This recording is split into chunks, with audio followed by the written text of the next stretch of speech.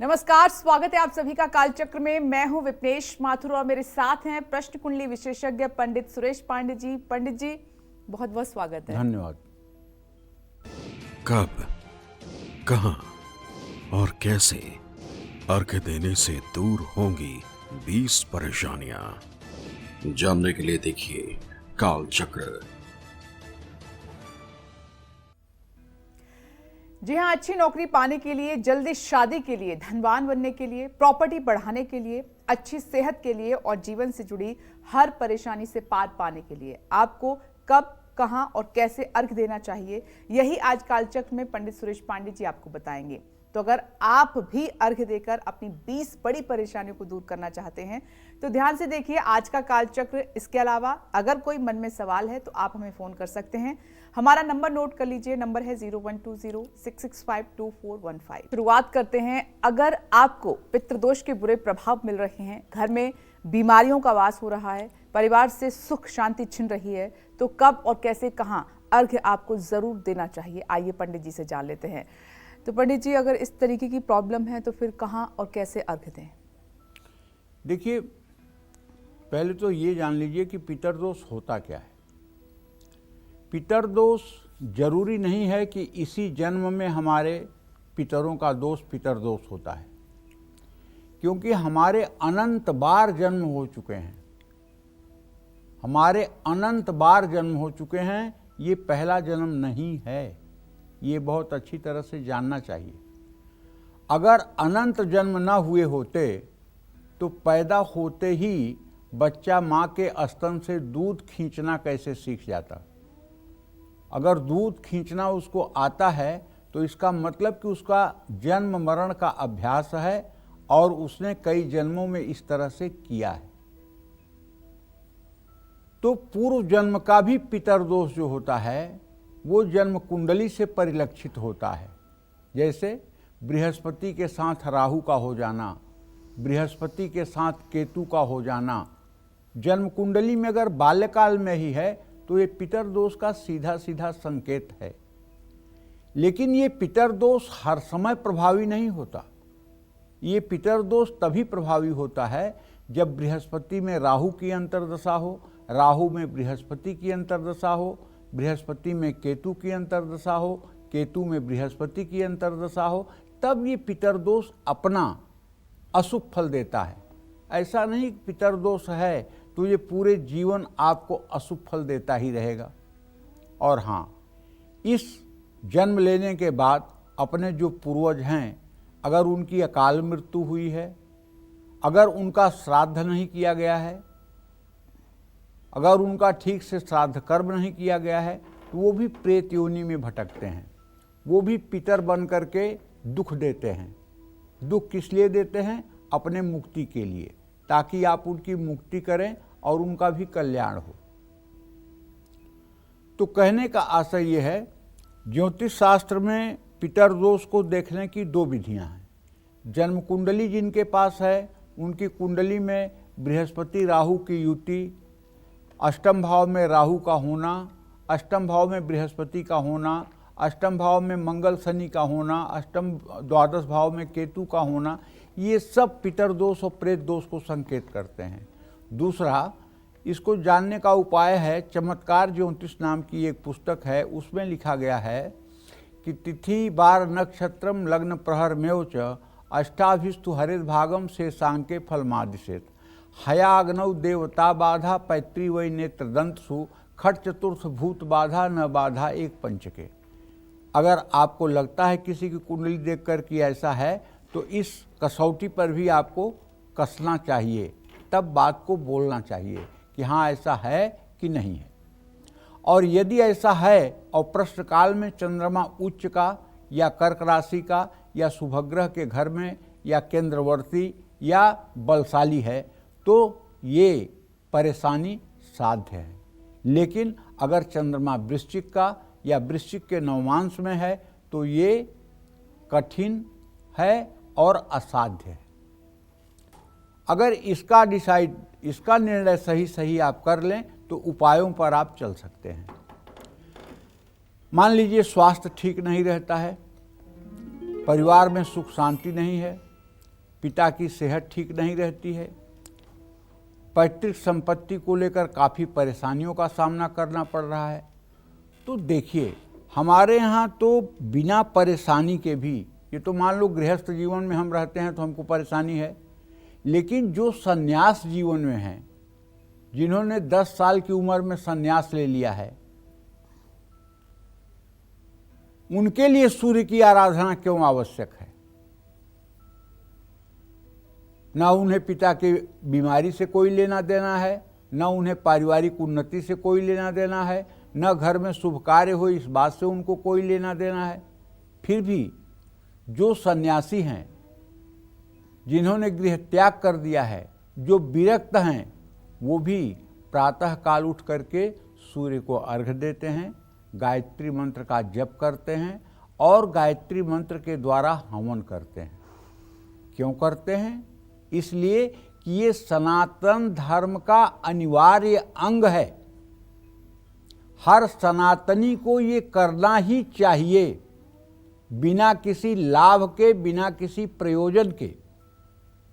अगर आप मनुष्य बना रहना चाहते हैं तो ये हर व्यक्ति के लिए, स्त्री पुरुष किन्नर सबके लिए आवश्यक है कि सूर्योदय के समय उठकर नित्य क्रिया से निवृत्त होकर के सूर्य को अर्घ्य दें।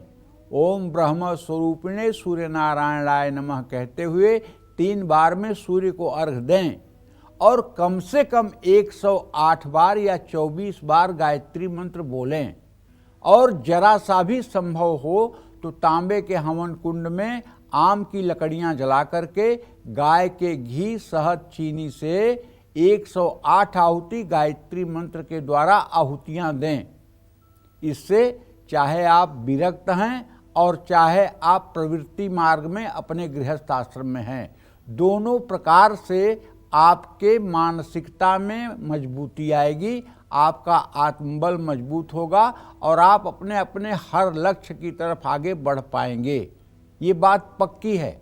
यहाँ तक आप समझिए, उगते हुए सूरज का जो रंग होता है, वही रंग सनातन धर्म का ध्वज, जो भगवा ध्वज है, वही रंग है।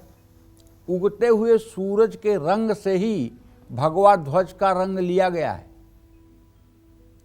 तो उगते हुए सूरज के सामने अर्घ्य देना ही और गायत्री का उच्चारण करना ही सारे पाप ताप को नष्ट करता है।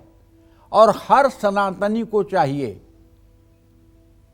कि वो सूर्य को अर्घ्य जरूर दे, गायत्री जरूर बोले और हो सके तो नित्य अपने घर में हवन का आयोजन करे। आर्य समाजी भले दूसरी पूजा पाठ कम करते हैं, लेकिन अगर सच्चा कोई आर्य समाजी होगा तो वो निश्चित रूप से सूर्य को जल देता होगा, निश्चित रूप से गायत्री मंत्र का जप करता होगा और निश्चित रूप से वो हवन करता होगा। इसमें कोई दो राय नहीं है। सूर्य की उपासना एक इकलौती ऐसी उपासना है जिस उपासना के करने के बाद कुछ करने के लिए शेष नहीं रह जाता है। सूर्य को अर्घ्य देने से जन्म कुंडली में अगर सूर्य के कारण ग्रहण दोष लग रहा है, जैसे सूर्य राहु के साथ है या सूर्य केतु के साथ है या सूर्य शनि से युत हो गया है या सूर्य के ऊपर पापक ग्रहों की दृष्टि है, तो उससे भी चमत्कारिक आराम मिलेगा। रविवार को सूर्य को कच्चा दूध जल में मिला करके 3 बार में अगर अर्घ्य दिया जाए तो इससे विवाह शादी में आ रही रुकावटें दूर होती हैं। पितृदोष के बुरे प्रभावों को कम करने के लिए तांबे के लोटे में जल भरकर सूर्य को अर्घ्य दें।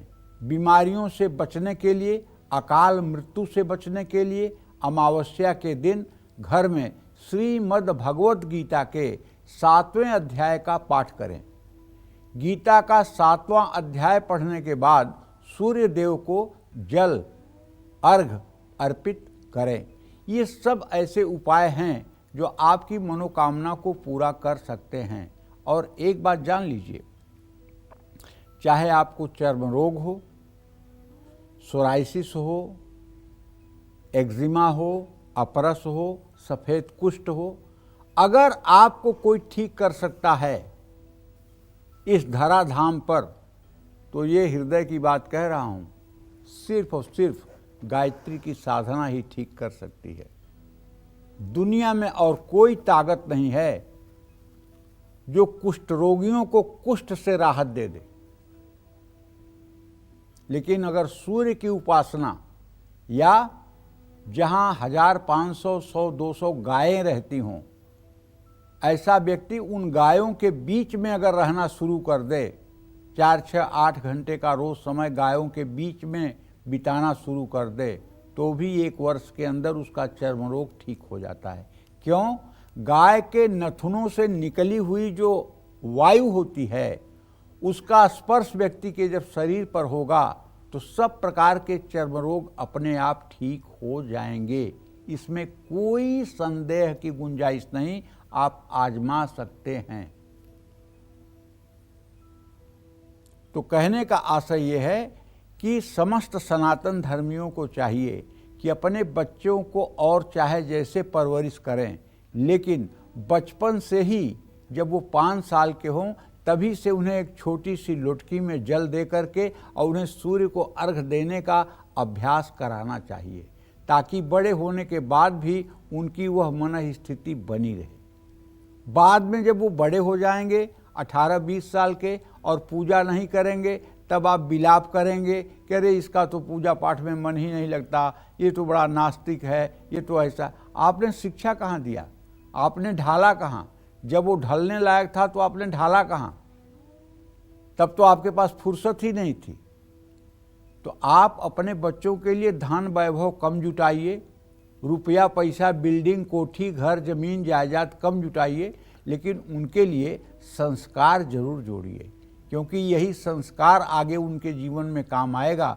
बाकी धन दौलत एक न एक दिन नष्ट हो जाएगी। विश्वास करिए, जो लोग अपने बच्चों को संस्कार देते हैं वो लोग बुढ़ापे में सुखमय जीवन व्यतीत करते हैं। जय मां विंध्यवासिनी। तो पंडित जी ने बहुत ही महत्वपूर्ण का जवाब दिया और समझाया आपको कि अगर पितृदोष है और उसके कारण परेशानियां हो रही हैं तो कब, कैसे और कहाँ अर्घ्य देना है, ये आपने जाना। आगे भी चर्चा जारी रहेगी, लेकिन अभी हम राशिफल की शुरुआत करते हुए मेष राशि की बात करते हैं। सबसे पहले कैसी रहेगी आर्थिक स्थिति आपकी, आपका काम का, रिश्ते, सेहत साथी क्या है, आज का उपाय आपके लिए, शुभ अंक क्या है, शुभ रंग क्या है, जान लेते हैं। आज मेष राशि में सूर्य और चंद्रमा की स्थिति बनी हुई है। ये एक प्रकार से अगर ज्योतिष की भाषा में बात करूं तो ये अधम योग भी कहलाता है। लेकिन आपके एकादश भाव का स्वामी शनि मंगल से स्नेहा दृष्टि से इत्तेसाल कर रहा है, इसलिए यदि आपने कोई नया कारोबार किया है तो उससे धन लाभ की संभावना बनी हुई है। आपके नवम भाव का स्वामी बृहस्पति मंगल के साथ तृतीय एकादश का संबंध बना रहा है, जिसका संदर्भ ये है कि आप व्यवसाय या काम से जुड़ी कोई यात्रा कर सकते हैं। किसी पुराने मित्र से मुलाकात हो सकती है, लेकिन यदि आपकी उम्र 34 साल से ज़्यादा है तो कंधों के दर्द से या सर्वाइकल से आप परेशान हो सकते हैं। गुस्सा बिल्कुल नहीं करना है, ज़रूरतमंद लोगों में अन्नदान करना है। शुभ अंक आपके लिए 2 है, शुभ रंग आपके लिए गोल्डन है। जय मां विंध्यवासिनी। और अब बात करते हैं वृषभ राशि की। कैसी रहेगी आर्थिक स्थिति आपकी, काम का, रिश्ते, सेहत साथी क्या है, आज का उपाय आपके लिए, शुभ अंक क्या है, शुभ रंग क्या है, जानते हैं। देखिए, वृषभ राशि में अभी भी बृहस्पति गोचर कर रहे हैं। आपके एकादश भाव में बुध, शुक्र, शनि और राहु का योग है। ये लग्नेश, पंचमेश, नवमेश का योग है। ये बड़ा अच्छा योग माना जाता है। इसमें वृषभ राशि के जातकों के धन लाभ के योग भी बनेंगे और सेविंग्स, बचत भी बढ़ेगी। अगर आप नौकरी करते हैं तो ऑफिस में नई जिम्मेदारियां मिल सकती हैं। पारिवारिक विवाद भी समाप्त हो जाएगा। खुद को मानसिक तौर पर मजबूत रखने की आवश्यकता है। उधार के लेन देन से आपको बचना चाहिए। बुजुर्गों का आशीर्वाद लेकर घर से निकलें। शुभ अंक आपके लिए 9 है, शुभ रंग आपके लिए सफ़ेद है। जय मां विंध्यवासिनी। कालचक्र दर्शक जयपुर से नीता जी हमारे साथ जुड़ गई हैं अपने सवाल के साथ। स्वागत आपका कार्यक्रम में। अपना प्रश्न पंडित जी से पूछिए। पंडित जी कोटि कोटि चरण वंदन आपको। हाँ, सदा सुखी रहिए। पंडित जी मेरे 3 प्रश्न हैं। मेरे पति की 1 साल से तबीयत ठीक नहीं है और आपने बोला था रुद्राभिषेक कराओ, वो भी मैंने पिछले साल कराया। और बता दीजिए क्या करना है। मेरा छोटा लड़का है, उसका 74 अप्रैल 12 का जन्म है, अभी अमेरिका में है 16 साल से, तो उसका भी थोड़ा स्वास्थ्य भी ढीला है और वो भारत आना चाहता है। और उसकी बेटी है पंडित जी, उसका 2004 11 अक्टूबर है, तो उसका भविष्य बता दीजिए। पहला प्रश्न नीता जी, आपके पति भाव का स्वामी शुक्र है और उससे छठे भाव का स्वामी भी शुक्र है। शुक्र शनि राहु के साथ है। आपके पति को कोई गंभीर बीमारी नहीं है। एलर्जी, नस से संबंधी, हड्डियों से संबंधित बीमारी है। हर महीने रुद्राभिषेक कराने से और कुशोदक से रुद्राभिषेक कराने से रोग की शांति होगी। हर महीने की शुक्ल पक्ष की 5वीं तिथि पर 1 बाल्टी जल में कुशा डाल करके और उसे श्रृंगी में डाल करके रुद्राष्टाध्यायी का पाठ करते हुए अगर रुद्राभिषेक किया जाए तो निश्चित रूप से शीघ्र ही इन्हें आराम मिलेगा। कुछ दवाइयों का भी सेवन करना चाहिए, कुछ अच्छे चिकित्सकों से भी परामर्श लेना चाहिए। जहाँ तक नीता जी आपने अपने बेटे के बारे में प्रश्न पूछा है तो मैं बताना चाहूँगा कि आपके पुत्र भाव का स्वामी सूर्य और उससे गमन भाव का स्वामी मंगल, सूर्य और मंगल की चतुर्थ दशम स्थिति है, दोनों चर राशि में है। बेटा आपका आने के लिए घर व्याकुल है, इसमें कोई दो राय नहीं है, लेकिन अभी जहाँ तक मुझे लगता है कि उसको आने में 2-2.5 साल का समय लग सकता है। तीसरा प्रश्न आपने अपने पोती के बारे में किया है तो उसके बारे में आपको बताना चाहूँगा कि आपके पोती का भविष्य द्वितीय सप्तमे शनि बुध की युति के कारण बहुत ही अच्छा है। बहुत टैलेंटेड लड़की है, 21 साल की है, लेकिन 21 लाख गुण हैं उसके अंदर और बहुत टैलेंट है, बहुत अच्छी है, बहुत बढ़िया है। हाँ, आपके बेटे के यहाँ आने के बाद वो थोड़ा डिस्टर्ब हो सकती है क्योंकि वो यहाँ के क्लाइमेट में अपने को एडजस्ट नहीं कर पाएगी। इसलिए हमारा सुझाव है कि अभी कम से कम 2.5 साल तक आपके पुत्र को वहाँ रहना चाहिए और जब तक बेटी अपने पैरों पे ना खड़ी हो जाए तब तक उन्हें हिंदुस्तान आकर के अस्थायी रूप से निवास नहीं करना चाहिए। आप चाहें तो अपने घर में नित्य सुबह शाम गायत्री मंत्र से अगर 108 बार हवन करना शुरू कर दें, गाय का घी, 1 चम्मच चीनी, 1 चम्मच शहद और 1 चम्मच काला तिल डालकर नीम या पीपल या आम की लकड़ियां जलाकर तांबे के हवन कुंड में अगर आप हवन करना शुरू कर दें तो मैं विश्वास के साथ कह सकता हूं कि 1 साल के अंदर आपके जीवन की सारी परेशानियां समाप्त हो जाएंगी और स्वयं आपका मन प्रसन्न रहने लगेगा और आप भी स्वस्थ रहने लगेंगी। जय मां विंध्यवासिनी। चलिए आगे बढ़ते हैं। अगर आपका वैवाहिक जीवन बिगड़ रहा है, माँ को शारीरिक और मानसिक कष्ट हो रहा है या आपके मन में नेगेटिविटी बहुत भर गई है, तो इन सभी परेशानियों से पार पाने के लिए आपको कहाँ और कैसे अर्घ्य देना चाहिए, आइए पंडित जी से जान लेते हैं। पंडित जी बताएं। देखिए, सूर्य जब नीच राशि या नीच नवांशक में होता है तो ऐसा व्यक्ति आत्मबल से बहुत दुर्बल होता है। किसी भी व्यक्ति का जिसका आत्मबल कमजोर हो, समझ जाना चाहिए कि इसका सूर्य ग्रह ठीक नहीं है। या तो सूर्य नीच राशि में होगा या सूर्य नीच नवांशक में होगा या सूर्य नीच के नवमांश में होगा या सूर्य शनि राहु केतु से युक्त होगा या सूर्य पर शनि राहु केतु की दृष्टि होगी, क्योंकि आत्मबल तभी कमजोर हो सकता है, अन्यथा कमजोर नहीं हो सकता है। तो ऐसे लोगों के जीवन में एकाग्रता की कमी होती है, किसी चीज पर एकाग्र होकर के फोकस नहीं कर पाते हैं और मन में बहुत नकारात्मक विचार आते हैं और हर समय असुरक्षा की भावना बनी रहती है।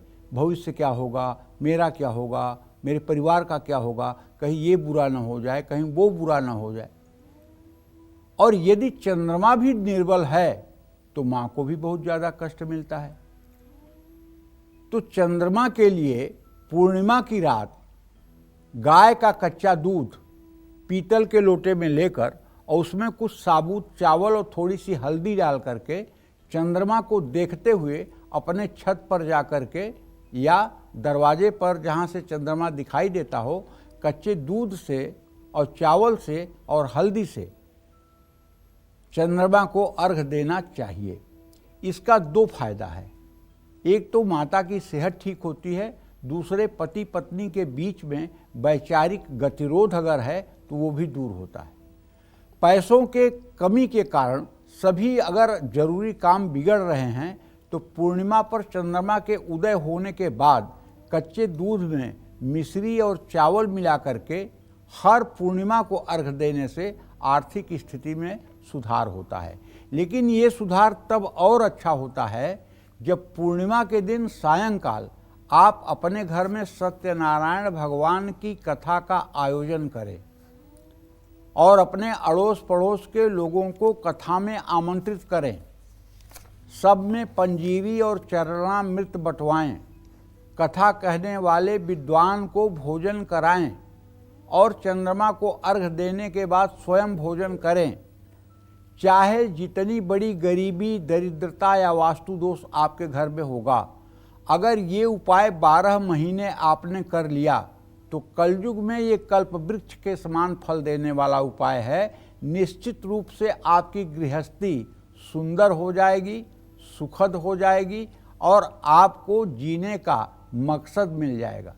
लेकिन हर पूर्णिमा को सत्यनारायण भगवान की कथा किसी संतोषी ब्राह्मण से कराना चाहिए जो दक्षिणा के लिए कम और आपके कल्याण के लिए ज़्यादा उत्सुक हो, और उसे सप्रेम सब्जी पूड़ी खीर खिलाना चाहिए और दक्षिणा देकर के विदा करना चाहिए। हर महीने अगर 12 महीने ये उपाय हो गया तो आपके जीवन की कठिन से कठिन मुश्किलें भी दूर हो सकती हैं, इसमें कोई दो राय नहीं है। जय मां विंध्यवासिनी। तो हमारी चर्चा आगे भी जारी रहेगी, लेकिन अभी हम मिथुन राशि की बात कर लेते हैं। आज आपका दिन कैसा है, आपका भाग्य कितना मजबूत है, ये जानते हैं। मिथुन राशि के जातकों को बताना चाहूँगा कि देखिए, बुध, शुक्र और शनि माने लग्नेश, पंचमेश और नवमेश की युति आपके 10वें भाव में है। ये बड़ा दुर्लभ योग है।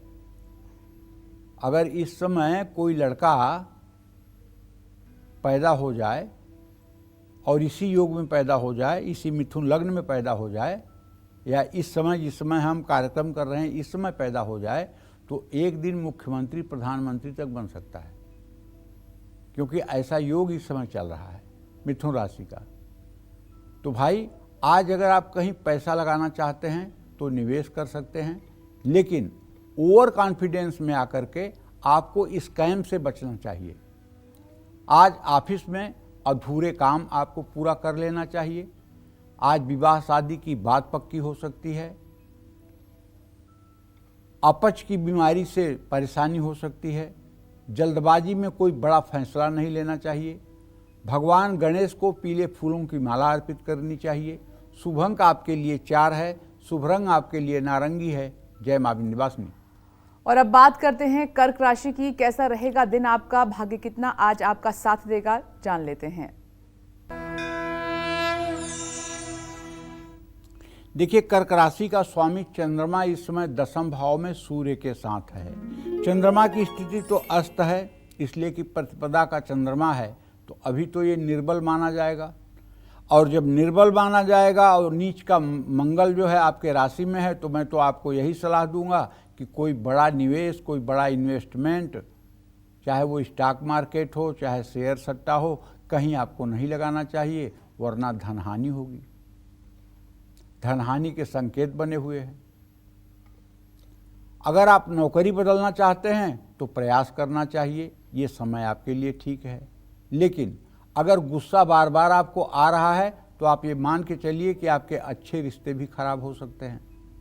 आज कोई भारी सामान न उठाएं, गाड़ी चलाते समय ज़्यादा सतर्क रहें, चींटियों को आटा डालें। शुभ अंक आपके लिए 9 है, शुभ रंग आपके लिए लाल है। जय मां विंध्यवासिनी। अगर आप भी काम में बार बार रुकावटें महसूस कर रहे हैं या फिर कोई नया या महत्वपूर्ण काम करना चाहते हैं तो किस भगवान की मूर्ति पर आपको कैसे जल चढ़ाना है, आइए जान लेते हैं। पंडित जी, काम के हिसाब से क्या हम प्रतिमा का चुनाव कर सकते हैं भगवान जी की? हाँ, जैसा आपका लक्ष्य हो वैसा आप देवी देवताओं से उम्मीद करिए तो आपको सफलता मिलेगी। देखिए, सच्ची बात विपनेश ये है कि भगवान एक ही हैं जी, भगवान दो नहीं हैं। ये इंसान समझे जरूर। समझे न समझे, हमारे न समझने से सूरज दो नहीं हो जाएगा। जैसे 1 लाख घड़ों में एक ही सूर्य का 1 लाख प्रतिबिंब दिखाई देता है, उसी तरह से एक ही परमपिता परमेश्वर के ये 33 कोटि देवी देवता जो है ये स्वरूप हैं।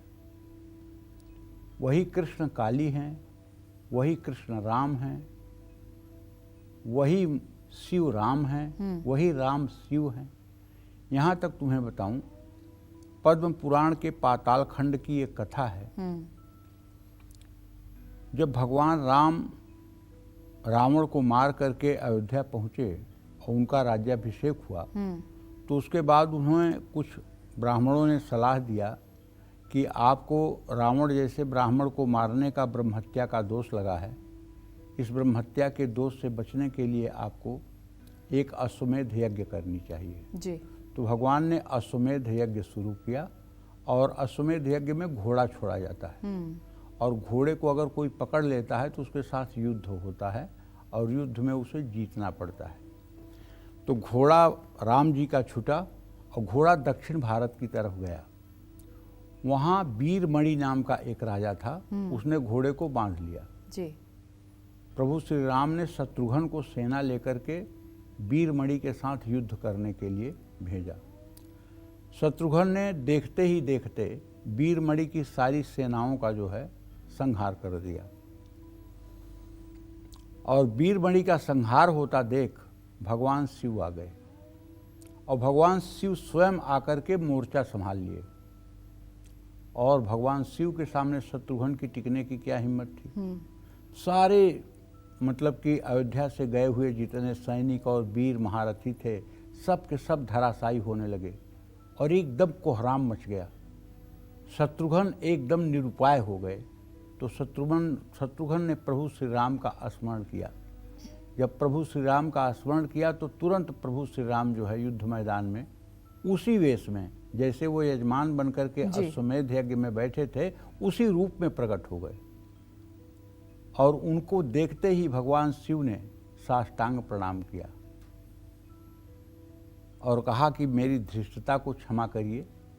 ये राजा वीरमणि पूर्व जन्म में उज्जैन में एक बहुत बड़ा तपस्वी साधक था और मैंने इसको वरदान दिया था कि जब तुम्हारा युद्ध अश्वमेध यज्ञ में शत्रुघ्न से होगा तो मैं तुम्हारी मदद करने आऊँगा और मैं तुम्हारी मदद तब तक करूँगा, तुम्हारे लिए युद्ध तब तक करूँगा जब तक हमारे इष्टदेव प्रभु श्री राम स्वयं युद्ध में नहीं आ जाएंगे।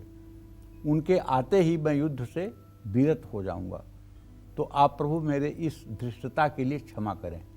तो भगवान राम ने कहा कि जो आप में और मुझ में अंतर समझता है वह महापापी है। मेरे हृदय में आप हैं, आपके हृदय में मैं हूँ, ऐसा भगवान शिव भी कहते हैं। ये पद्म पुराण में पाताल खंड की कथा है, मेरी काल्पनिक बात नहीं है जी। राम में ही शिव हैं, शिव में ही राम हैं। रामचरितमानस में भी गोस्वामी तुलसीदास जी ने कहा है कि शिव द्रोही मम दास कहावा, सोनर सपने हूँ मोहि न भावा। मतलब शिव का द्रोह करने वाला कभी राम का भक्त नहीं हो सकता और राम से द्रोह करने वाला कभी शिव का भक्त नहीं हो सकता। तो राम और शिव एक ही हैं। अब भिन्न भिन्न देवी देवताओं का जैसा आपने प्रश्न किया कि उसके लिए तो वही भगवान हमारे हर रूपों में विराजमान हो जाते हैं।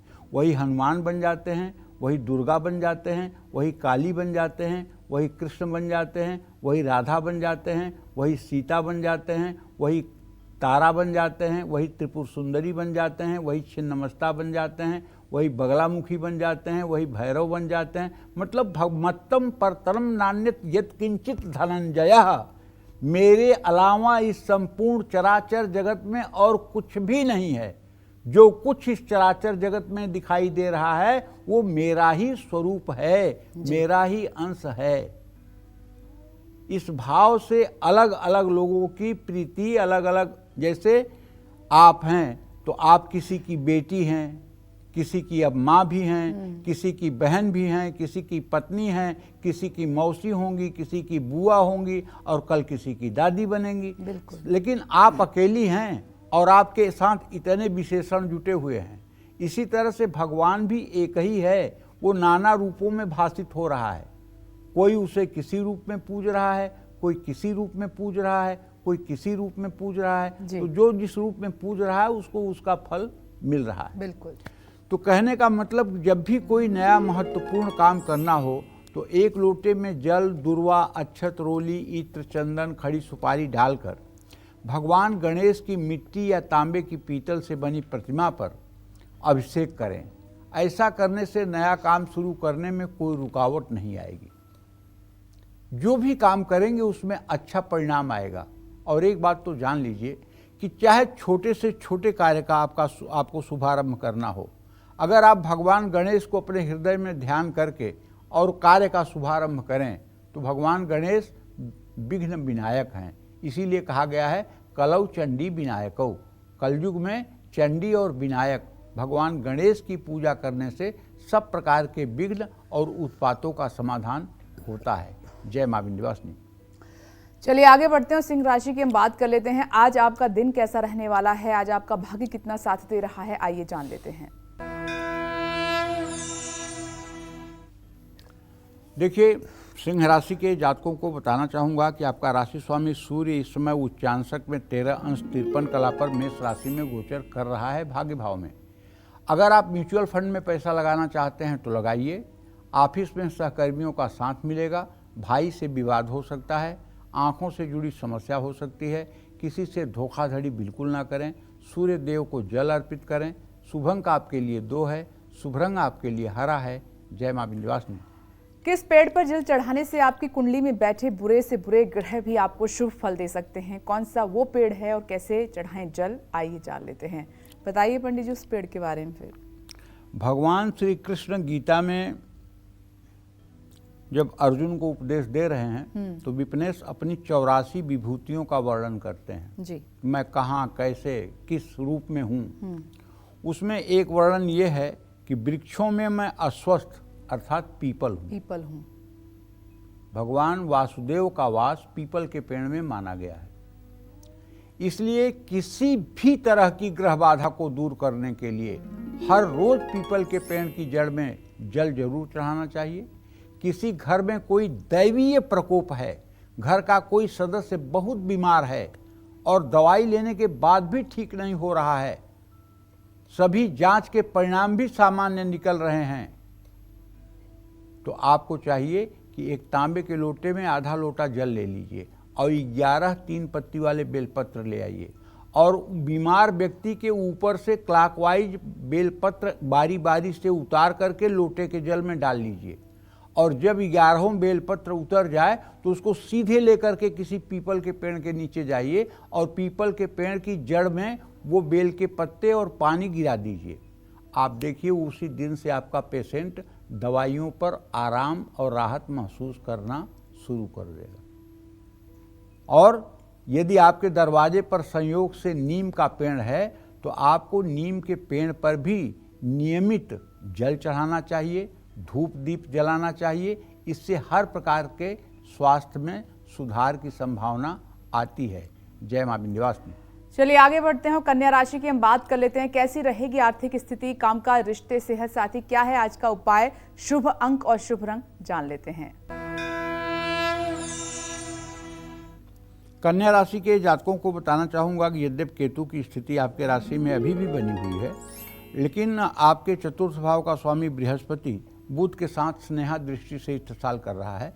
तो अगर आपकी कोई पुरानी प्रॉपर्टी है तो उससे आपको अच्छा फायदा हो सकता है। ऑफिस में सीनियर्स आपकी मदद करेंगे। वैवाहिक जीवन में आपके खुशियां रहेंगी। घुटनों का दर्द आपको परेशान कर सकता है। किसी से व्यर्थ का वाद विवाद नहीं करना चाहिए। ज़रूरतमंद को कुछ पेय पदार्थ देना चाहिए। शुभ अंक आपके लिए 5 है। शुभ रंग आपके लिए आसमानी है। जय मां विंध्यवासिनी। अगर आप घर से दरिद्रता, कलेश और शादी में आ रही रुकावटें दूर करना चाहते हैं तो कब, कहां और किस पौधे पर जल चढ़ाएं, आइए जान लेते हैं। पंडित जी बताइए, कौन सा पौधा है वो? जहाँ सुमतितः संपत्ति नाना, जहाँ कुमतितः विपत्ति निधाना। जिन लोगों के घर में बहुत कलेश रहता है उनको अपने घर के बीचों बीच ब्रह्म स्थान में या उत्तर पूर्व के कोने में तुलसी का पौधा जरूर लगाना चाहिए और तुलसी के पौधे में सुबह जल चढ़ाना चाहिए, शुद्ध घी का दिया जलाना चाहिए और तुलसी के पौधों में जल चढ़ाने से दरिद्रता का नाश होता है। जिस घर की महिलाएं तुलसी की पूजा करती हैं और तुलसी में अपनी पूरी श्रद्धा रखती हैं, आप विश्वास करिए उस घर की महिलाएं साक्षात लक्ष्मी की स्वरूपा होती हैं। और जो महिलाएं तुलसी की पूजा नहीं करती हैं, जिन्हें तुलसी में लगाव नहीं है, उनके पूर्व जन्म के प्रारब्ध अगर अच्छे हैं तो कुछ दिन सुख जरूर भोग लें, लेकिन एक दिन इतना बुरा समय आएगा जिसे सोच करके, कल्पना करके रूह कांप जाएगी। इसलिए तुलसी की पूजा का अपने आप में बहुत महत्व है और केवल स्त्रियों के लिए नहीं, पुरुषों के लिए। जो पुरुष नपुंसकता के शिकार हैं, जिनके स्पर्म नहीं हैं, अगर वो भी पुरुष बैठ करके तुलसी के पेड़ के पास ओम नमो भगवते वासुदेवाय इस मंत्र का 10 माला जप करना शुरू कर दें और 125 दिनों तक करें तो उन्हें भी संतान प्राप्ति की योग्यता मिल जाती है। जय मां विंध्यवासिनी। आइए आगे बढ़ते हैं और तुला राशि की हम बात कर लेते हैं। आज आपका दिन कैसा रहने वाला है, साथ ही आपका भाग्य आपका कितना साथ दे रहा है, ये जान लेते हैं। तुला राशि पर सूर्य और चंद्रमा की संयुक्त दृष्टि है। द्वितीय भाव का स्वामी मंगल आपके 10वें भाव में है। आमदनी का नया रास्ता मिल सकता है। नौकरी में तरक्की का योग बना हुआ है। परिवार के साथ कहीं घूमने जा सकते हैं। बाहर के खान पान से आपको बचना चाहिए वरना इससे डाइजेशन बिगड़ेगा। नए रोजगार की तरफ सोच समझ कर बढ़ें। दुर्गा मंदिर में घी का दीप जलाएं। शुभ अंक आपके लिए 1 है। शुभ रंग आपके लिए नीला है। जय मां विंध्यवासिनी। घर में अगर कलेश बढ़ता जा रहा है, सुख शांति छिन रही है और सही डिसीजन न लेने की वजह से आर्थिक स्थिति आपकी बिगड़ रही है, तो ऐसे में किस पेड़ पर आपको जल जरूर चढ़ाना चाहिए, आइए जान लेते हैं। तो इन सब प्रॉब्लम को कैसे कोई पेड़ दूर कर सकता है पंडित जी? कौन सा है वो पेड़? देखिए, घर में अगर कलेश बढ़ रहा है, सुख शांति नहीं है, मांगलिक कार्य बार बार रुक जाते हैं, सही फैसला ना लेने की वजह से अगर आपकी आर्थिक स्थिति बिगड़ रही है, हमेशा आप तनाव में रहते हैं जिसकी वजह से आपके चेहरे की रौनक गायब हो चुकी है, तो बरगद के पेड़ में दूध, जल और शहद मिला करके चढ़ाना चाहिए, लेकिन तांबे के लोटे से नहीं, पीतल या स्टील के लोटे से चढ़ा सकते हैं। सुबह 6 से 10 बजे के बीच में बरगद के पेड़ में जल चढ़ाएंगे तो इसका अच्छा प्रभाव होगा।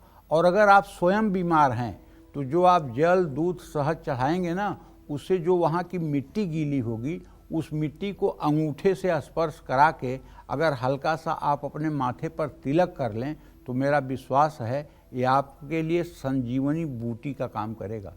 जैसे संजीवनी बूटी से लक्ष्मण जी होश में आ गए थे, वैसे वो गीली मिट्टी का स्पर्श आपके माथे से होते ही आपका दुर्भाग्य खत्म होना शुरू हो जाएगा।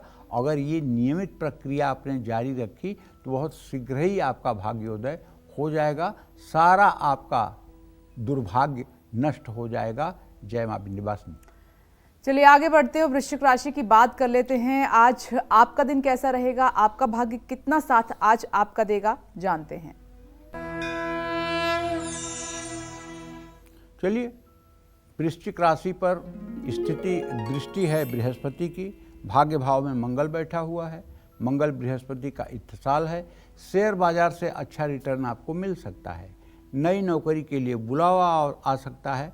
पिता से मनमुटाव हो सकता है, किसी पुरानी बीमारी से आपको राहत मिल सकती है।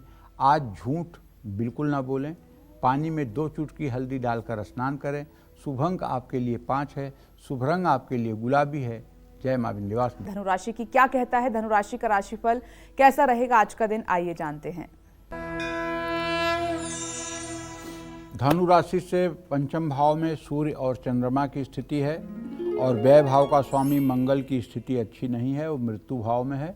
तो कहने का मतलब व्यर्थ का खर्च मुसीबत में डालेगा, इसलिए अपने दिमाग पर कंट्रोल रखिए। शॉपिंग का कीड़ा अगर काटेगा तो नुकसान आपका होगा। ऑफिस में नई चुनौतियों का सामना होगा। बच्चों से शुभ समाचार मिल सकता है। आलस और थकान महसूस करेंगे। किसी पर बेवजह बिल्कुल न चिल्लाएं। पानी में गंगा जल डाल करके दिव्य स्नान करें। शुभ अंक आपके लिए 1 है, शुभ रंग आपके लिए पीला है। जय मां विंध्यवासिनी। अब आगे बढ़ते हैं और मकर राशि की बात कर लेते हैं, जानते हैं कि आज आपका भाग्य कितना मजबूत है। मकर राशि के जातकों को बताना चाहूँगा कि यद्यपि आपका राशि स्वामी शनि इस समय मीन राशि में शुक्र बुध के साथ स्थित है, ऐसे में धन की आवाजाही सामान्य दिखाई दे रही है। काम से जुड़ी लंबी यात्राएं हो सकती हैं। अपनों के साथ वक्त बिताने का मौका मिलेगा। ब्लड प्रेशर के रोगी अपना खास ध्यान रखें। किसी पर अपनी बात न थोपें। ज़रूरतमंदों में कपड़े दान करें। शुभ अंक आपके लिए 8 है, शुभ रंग आपके लिए नारंगी है। जय मां विंध्यवासिनी। अगली राशि कुंभ है, आइए जान लेते हैं कि आज आपका भाग्य कितना स्ट्रांग है। कुंभ राशि से द्वितीय भाव में बुध शुक्र शनि और राहु की स्थिति है और आपके छठे भाव में इस समय मंगल की स्थिति है और सुख स्थान में बृहस्पति है। कारोबार में कोई डील आपके लिए धन लाभ का कारण बनेगी। ऑफिस में काम का बोझ बढ़ेगा। पारिवारिक विवादों को समझदारी से सुलझाइए और नींद न आने की समस्या हो सकती है। आज गलत शब्दों का प्रयोग ना करें। कुत्ते को रोटी खिलाएं। शुभ अंक आपके लिए 4 है, शुभ रंग आपके लिए ग्रे है। जय मां विंध्यवासिनी। और अब बात करते हैं मीन राशि की, जान लेते हैं कि आज आपका दिन कैसा रहेगा। मीन राशि के जातकों को बताना चाहूँगा कि आपके राशि में इस समय चतुर्ग्रही योग चल रहा है। बुध शुक्र शनि और राहु की स्थिति है, लेकिन ऐसे में अगर आपके व्यय भाव का स्वामी शनि राहु के साथ लग्न में है तो धन हानि की संभावना बन रही है, इसलिए निवेश से बचें। ऑफिस में आलस बिल्कुल ना करें। परिवार में मान सम्मान बढ़ेगा। मौसमी बीमारियां परेशान कर सकती हैं। पैसों के लेन देन में ज़्यादा सावधानी रखें। विद्यार्थियों में शिक्षा से जुड़ा सामान बांटें। शुभ अंक आपके लिए 3 है, शुभ रंग आपके लिए नीला है। जय मां विंध्यवासिनी। चलिए अब बात करते हैं आज के लकी ईमेल कुंडली विजेता की, और आज की हमारी ईमेल कुंडली विजेता हैं भोपाल मध्य प्रदेश की रहने वाली पाखी पांडे और इनकी मदर सुधा पांडे इस वक्त हमारे साथ फोन लाइन पर मौजूद हैं। आपका स्वागत है। आप अपने बेटी के रिगार्डिंग जो भी सवाल करना चाहती हैं आप कर सकती हैं। हाँ, चरण स्पर्श पंडित जी। हाँ, सदा सुखी रहिए। हाँ पंडित जी, मैं अपनी बेटी के बारे में पूछना चाहती हूँ जी। और मेरा पहला प्रश्न है कि बेटी की आयु में तो कोई दिक्कत नहीं है, आयु कैसी रहेगी। दूसरा है कि इसको किस क्षेत्र में भेजूं कि इसका कैरियर बने, और तीसरा है आगे का इसका भविष्य और वैवाहिक जीवन कैसा रहेगा, और पंडित जी कोई उपाय हैं तो कृपया कर बताएं। देखो, लगने शनि के ऊपर बृहस्पति की दृष्टि है। इसका मतलब कि 57 साल की उम्र तक तो इसके ऊपर ट्रेन चढ़ा दी जाए तब भी ये न मरने वाली है। एकदम निश्चिंत रहो। 57 साल तो एकदम इंश्योरेंस वाला मामला है। दूसरी बात, इसके 10वें भाव में उच्च का शनि है। इसे इंजीनियरिंग के क्षेत्र में पढ़ाई कराओगी, IIT करवाओ, इसे BTech करवाओ, उसमें इसका मतलब कि बहुत अच्छा ग्रोथ रहेगा। और तीसरी बात, जान लो कि इसका भविष्य अच्छा रहेगा, लेकिन अभी जो दशा चल रही है इसकी सेहत ठीक नहीं चल रही है। वृश्चिक का राहु इसके एकादश भाव में, नीच राशि का राहु इसकी सेहत को आए दिन खराब कर रहा है। ऐसे में आपको चाहिए कि इसके हाथ से रोटी, बिस्कुट, घास, कुछ कोई चीज़ 5 बुधवार किसी बकरी को खिलवा दें। इससे मेरा दावा है कि ये बिल्कुल ठीक हो जाएगी। लेकिन इसमें उपाय यही है कि बकरी की बच्ची हो या बच्चा, उसे बिस्कुट, रोटी, घास या कोई चीज़ जो बकरी खा सके उसे खिलवा दे और बकरी पालने वाले को 150 रुपया बुधवार के दिन दान करवा दीजिए। इससे निश्चित रूप से इसकी सेहत ठीक हो जाएगी, क्योंकि अभी इसकी दशा 25 दिसंबर 2024 से अच्छी नहीं चल रही है। सेहत के लिए बहुत डामाडोल है और बुध इसका अस्त है, इसलिए कभी कभी स्मरण शक्ति में भी कमी आती है। इसके लिए किसी आयुर्वेदिक डॉक्टर से परामर्श लेकर के या ब्राह्मी वटी की 2-2 गोली सुबह शाम सेवन करना चाहिए। जय मां विंध्यवासिनी। चलिए अब अपने स्पेशल सेगमेंट की शुरुआत करते हुए पंडित जी से जानते हैं चंदन के चमत्कार और इसका तिलक लगाने के फायदों के बारे में। पंडित जी, अमूमन आप कहते हैं कि चंदन का तिलक बहुत लाभकारी है, एक बार फिर से आपसे जानना चाहेंगे इसके चमत्कार। चंदनम वंदते नित्यम पवित्रम पापनाशनम आपदम हरते नित्यम लक्ष्मीर्वसतु सर्वदा। चंदन का महत्व तो अपने आप सनातन धर्म में बहुत ज़्यादा है जी। और चंदन हर समय भ्रिकुटी पर ही लगाया जाता है। कई लोग यहाँ कंठ पर भी लगा लेते हैं। नहीं, ये वैष्णव संप्रदाय के लोग हैं। जो लोग यहाँ लगाते हैं या हाथों पर त्रिशूल बनाते हैं या मतलब कि यहाँ हाथों पर बनाते हैं, 12 स्थानों पर जो लोग तिलक लगाते हैं वो वैष्णव संप्रदाय से दीक्षित लोग होते हैं जी। वो वैष्णव होते हैं। लेकिन सभी संप्रदाय के लोग, चाहे शैव हों, चाहे शाक्त हों, चाहे वैष्णव हों, मतलब अगर माथे पर चंदन जरूर लगाते हैं जी। अलग अलग संप्रदाय के लोग अलग अलग चंदन लगाते हैं। इस विषय में कभी प्रोग्राम होगा तो मैं विस्तार से चर्चा करूंगा। बिल्कुल। लेकिन मूल चंदन जो है वो भ्रिकुटी पर जरूर ही लगाया जाता है। तो कहने का मतलब है, सोमवार को सफ़ेद मलयागिर चंदन का तिलक लगाने से मन शांत रहता है। मंगलवार को लाल चंदन की लकड़ी घिसकर तिलक लगाने से आत्मविश्वास बढ़ता है। बुधवार को माँ दुर्गा को लाल चंदन का तिलक लगाने से बौद्धिक क्षमता का विकास होता है। गुरुवार को मलयागिर चंदन में केसर मिलाकर तिलक लगाने से सोच सकारात्मक होती है, आर्थिक परेशानियां दूर होती हैं। और शुक्रवार को लाल चंदन का तिलक लगाने से तनाव दूर होता है, भौतिक सुख सुविधाओं की प्राप्ति होती है। शनिवार को लाल चंदन का तिलक लगाने से अचानक कोई बड़ा संकट नहीं आता है। और रविवार को भी लाल चंदन का तिलक लगाने से मान सम्मान बढ़ता है। लेकिन यदि भगवान ने आपको सामर्थ्यशाली बनाया है तो आप मलयागिर चंदन और केसर का तिलक 365 दिन 12 महीने लगाएं। इससे आपके जीवन में मंगल ही मंगल होगा, इसमें कोई संदेह नहीं है।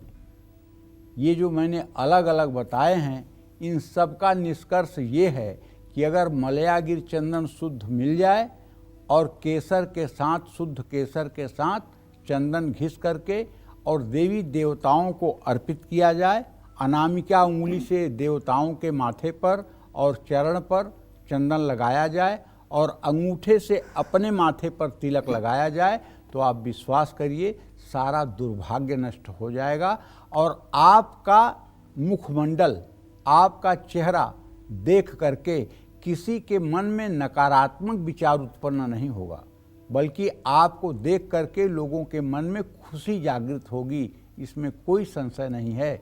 जय मां विंध्यवासिनी। तो चंदन और अर्घ दोनों का महत्व और चमत्कार पंडित जी ने आज आपको बताया। पंडित जी, इसके लिए आपका बहुत बहुत धन्यवाद। धन्यवाद। इसी के साथ उम्मीद करते हैं कि आज का हमारा विषय आपको बहुत पसंद आया होगा। कल फिर एक नए विषय और आपकी परेशानियों को दूर करने के लिए ढेरों उपाय लेकर आएंगे हम पंडित सुरेश पांडे जी के साथ। तब तक के लिए कालचक्र की टीम को दीजिए इजाजत। नमस्कार।